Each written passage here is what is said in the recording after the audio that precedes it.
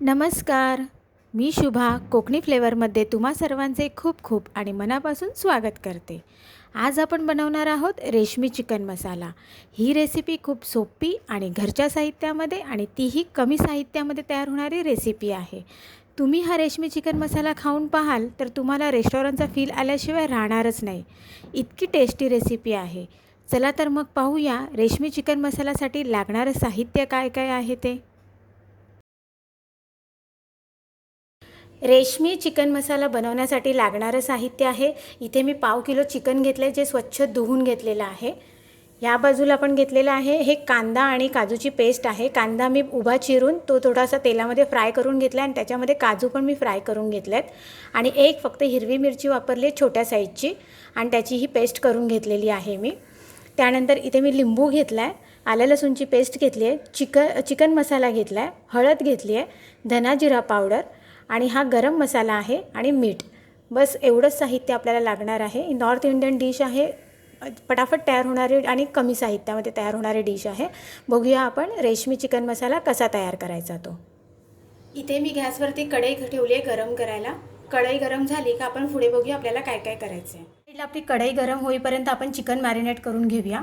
Chicken marinate करण्यासाठी सगळ्यात पहिल्यांदा मी इथे लिंबू पिळून घेते.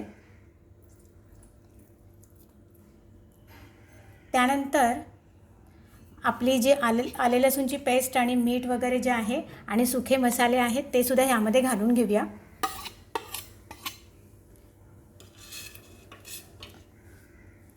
आणि ह्यामध्ये मी थोडंसं दही घालून घेते. तुमच्याकडे जर कसुरी मेथी असेल तर तीही तुम्ही घालू शकता यामध्ये.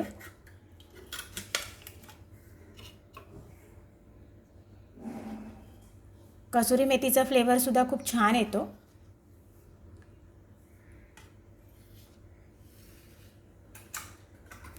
आणि आता आपण हे सगळं व्यवस्थित मिक्स करून घेऊया.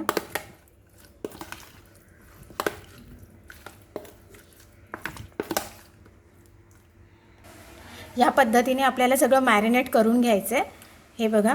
आणि हे जर तुम्हाला ठेवायचं असेल तर तुम्ही अर्धा तासासाठी ठेवू पण शकता आणि जर पटकन करायचं असेल तरीही करू शकता, काही प्रॉब्लेम नाही आहे, त्याला चांगला फ्लेवर येतो.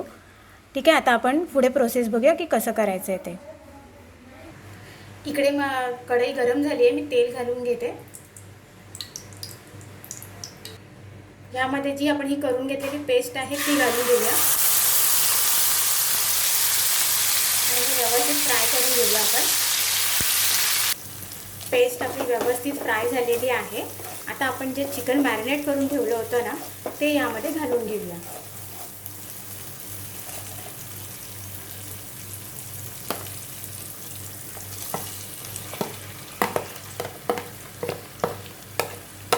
एकदम सोपी अशी रेसिपी आहे, पटापट तयार होते. तुम्ही नक्की करून बघा. घरी काय आपला बेत असेल, पार्टी वगैरे असेल आणि आपल्याला जास्त काही हे करायचं नसेल तर ही परफेक्ट डिश आहे. ह्याबरोबर ती रोटी, नान काही तुम्ही खाऊ शकता. भाकरी, राईस बरोबर पण ही छान होते. मुलांना पण आवडेल कारण जास्त स्पायसी पण नाही आहेत. हे व्यवस्थित सगळं मिक्स करून घेऊया आणि 10 मिनिटासाठी झाकण लावून ठेवून देऊया. आपलं रेशमी चिकन व्यवस्थित असं तयार झालं आहे.